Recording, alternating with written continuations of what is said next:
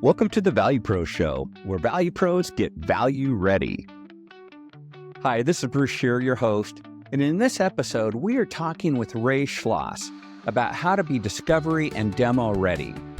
Ray is an enterprise sales veteran with over 25 years of experience, including 17 years at Microsoft, where he served as the Global Technical Sales Director for Microsoft Business Applications. Ray started an amazing community there where he served as head of enablement over 1,000 sellers at Microsoft. So talk about at scale. Ray is known for his impactful presentations that touch both the heart and mind of his audience. He brings a wealth of knowledge on how to conduct effective discovery and deliver memorable demos. Whether you're new to sales or a seasoned pro, you're in for some valuable insights on how to stand out in your next customer engagement. Let's dive in. All right. Well, Ray, welcome to the show. I'm so excited for our conversation today, how to be discovery and demo ready. So just for a little bit of context for everybody, we put together a framework, a value readiness framework, and it follows 4 key phases, and miraculously, it ties together with the buying journey. Now, there's 10 value-ready dimensions, 3 under build trust, 2 under understand needs, and then 2 under deliver insights, and 3 under drive execution. And Ray is a master, an expert, I should say, at being discovery ready and demonstration ready. He spent so much of his career doing that across Microsoft and other very large organizations. So it's really fun to have Ray with us to talk about this. Ray, welcome to the show. So grateful that you're doing this with us. Bruce, happy to be here. Thank you. Awesome.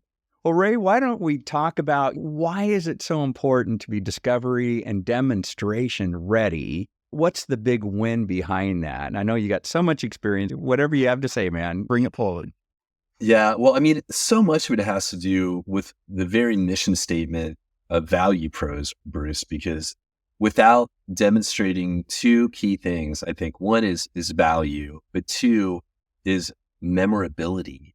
The client is not going to choose you for whatever you're doing. And whether that's in multi-million-dollar software discovery process, or if it's just speaking to a local chapter of your first responders or something, it's really having the impact for the people in the audience to be able to say, getting value out of this, and it's memorable. If you don't check both of those boxes, you're not going to achieve your expected and desired results.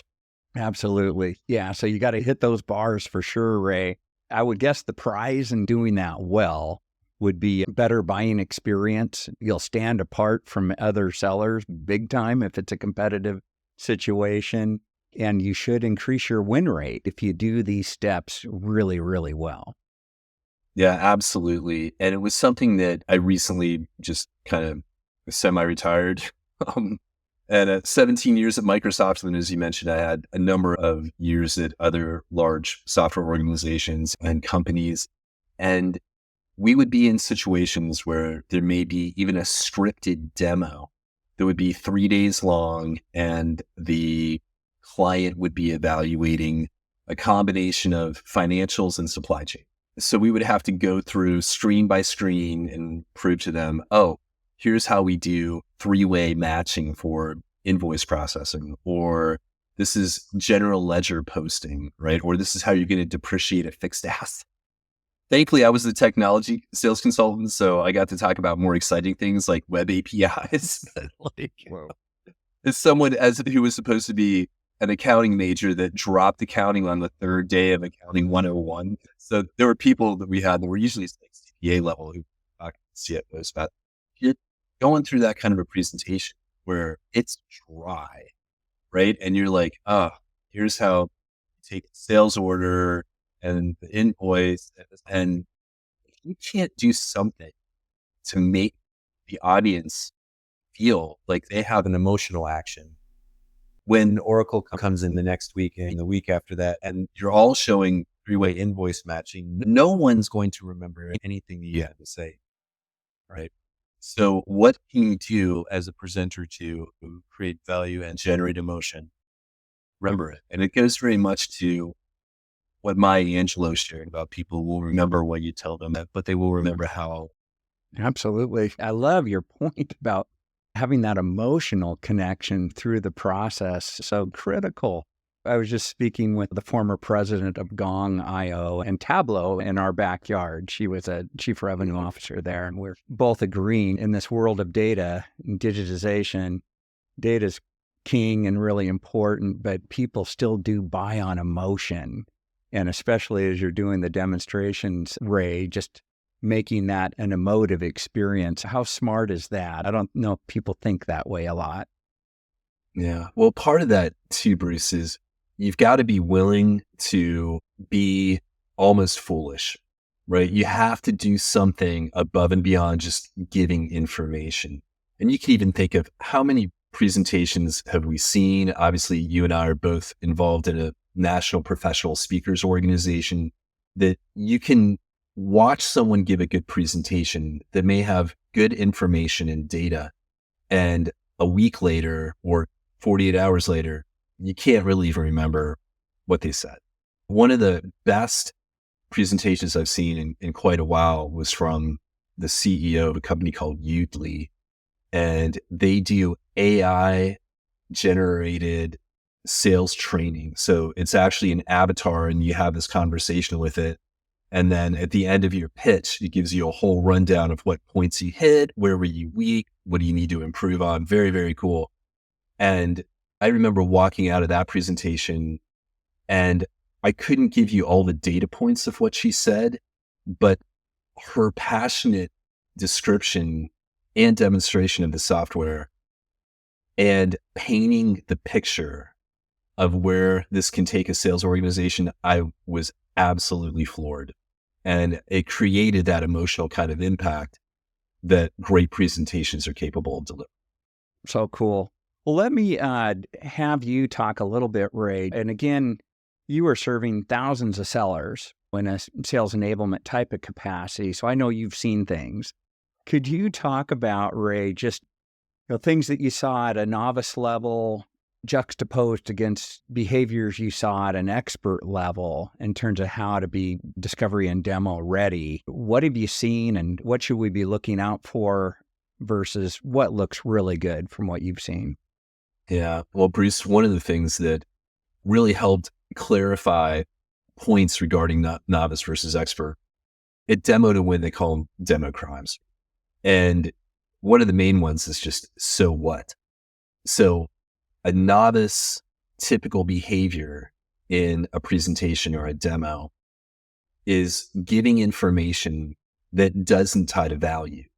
So you could think, oh, wow, let's just go back to the three-way invoice matching, a very bland, boring like subject, right? And you're just going through, oh, look, this is the line item. So we can change the quantity here and we can do this and we can do that. And you're just going through information and it's just droning on and it's just going on. And we also change this on and you're losing the audience. So what that you can do that? You're not tying how this is going to change it. If you have done discovery correctly, you understand where the win statements are, what their real needs are. Not just we want to have better systems, but well, why do you want to have better systems or what? So you go back to, oh, we can change the quantity on this line item in a purchase order. By doing so, we're going to decrease the amount of time it takes you to complete each and every invoice by 28%. That's what we found with our customers. We've extrapolated that over one fiscal quarter of your current workload, and it is going to save you 28 human hours per week. And then that extrapolates with average salary. Boom. You're going to pay for the total cost of this software purchase and implementation within the next 18 fiscal months, if just by implementing this one feature. Now that is a completely different story than, oh, we can change the quantity on this line item in an invoice, right? So the novice is just going to show the feature with no benefits. Yeah. The expert is going to show the feature with describing the benefit, but also tying it to value. And if you map it back to, Bruce, when we were going through discovery, one of the things that you shared is that we've got to reduce the number of hours it takes to really effectively process a fiscal month's worth of invoices. This is how we're going to get it done for you. Do you see how that worked for you, Bruce? Like, I mean, that's a completely different way to go about it. So these are the kind of things that would try to move the needle of a sales organization being from a more novice, out of the box, standard way of just giving a presentation to actually developing it into something where there's an expert level of value and emotional impact. Absolutely. No, that makes sense. And as you were speaking, my hunch is that buyer's confidence in you as a seller and the solution you're showcasing goes up because you're doing that full circle effect. I listened to you. I tied that feature into value, circling back to the problem that you stated that you wanted to resolve.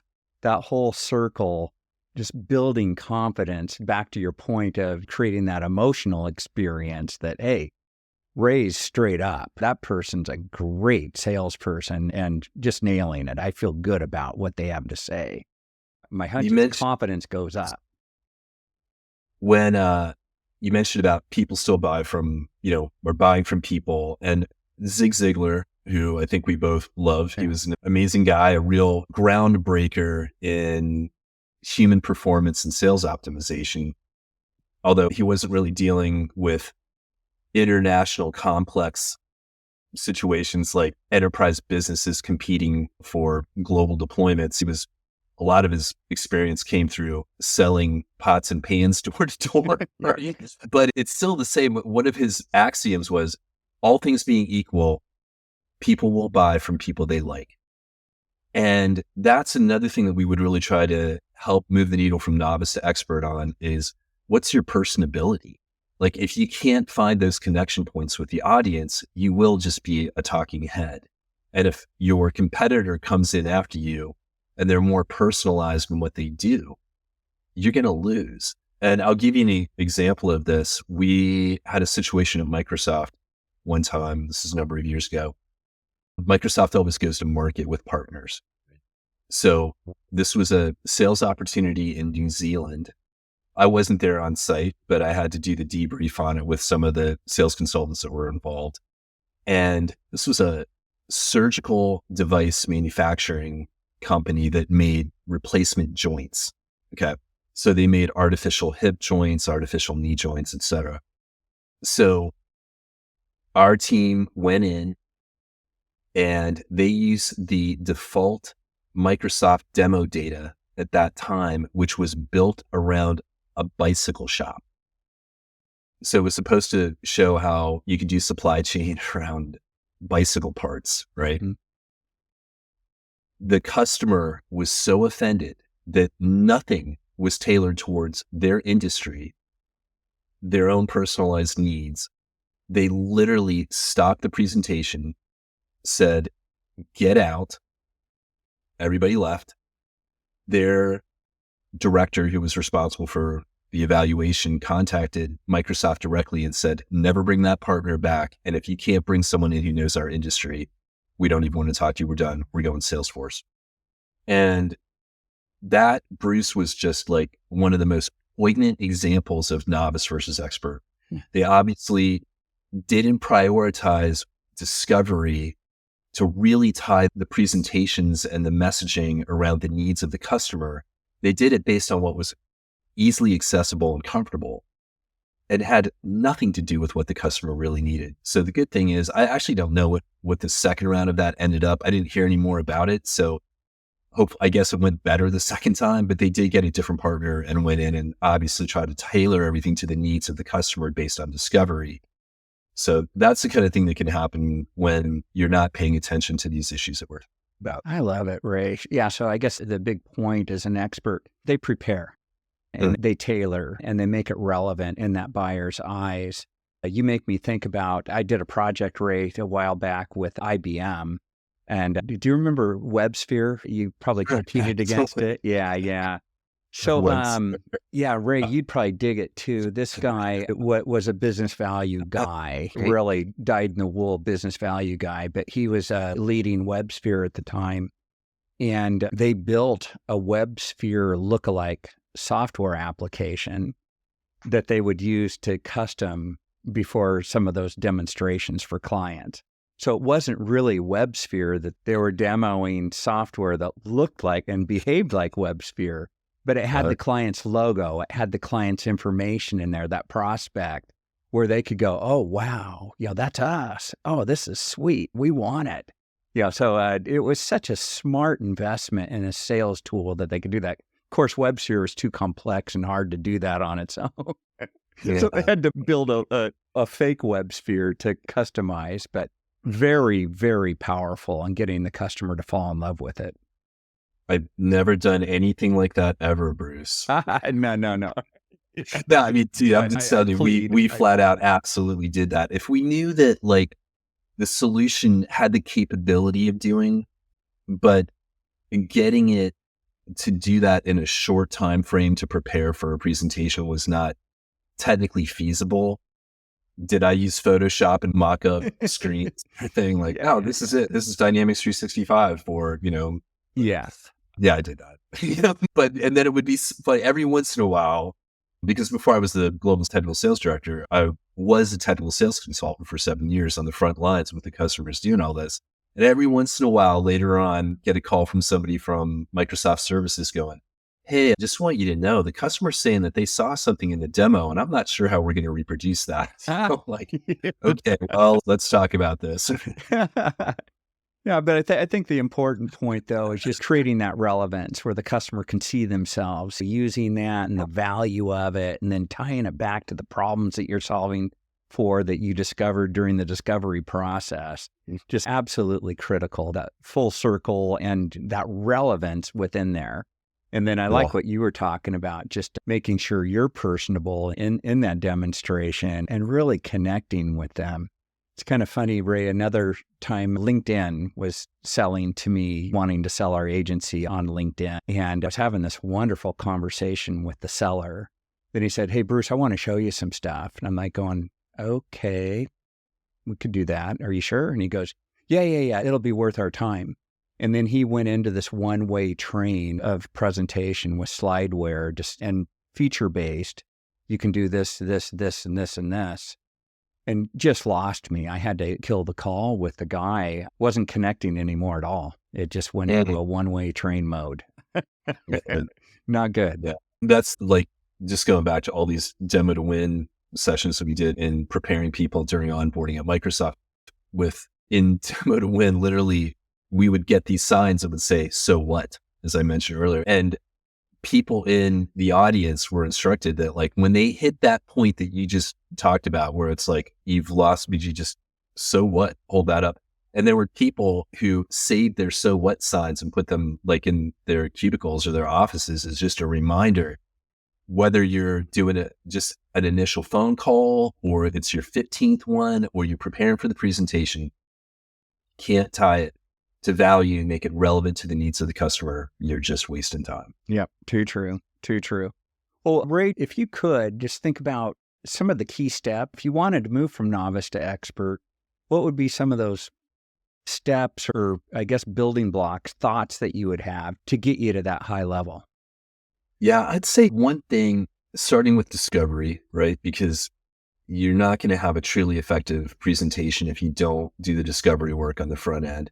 We used to have a thing where we would say, no discovery, no demo.